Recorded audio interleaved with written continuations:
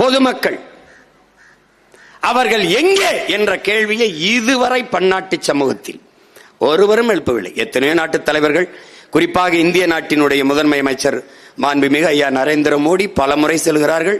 இந்த நாட்டில் முதல்வராக இருந்தவர்கள் ஒருவர் கூட கேட்கவில்லை. 39 நாடாளுமன்ற உறுப்பினர்கள் கடந்து இப்போது 40 நாடாளுமன்ற உறுப்பினர்கள் நடந்து போய்கொண்டிருக்கிறது. ஒருவர் கூட இந்த கேள்வியை எழுப்பவில்லை. என் இன சொந்தங்களை சரணடைய சொன்னாய், பச்சிலம் குழந்தைகளோடு சரணடைந்தார்களே அவர்கள் எங்கே என்ற கேள்வியை ஒருவனும் எழுப்பல.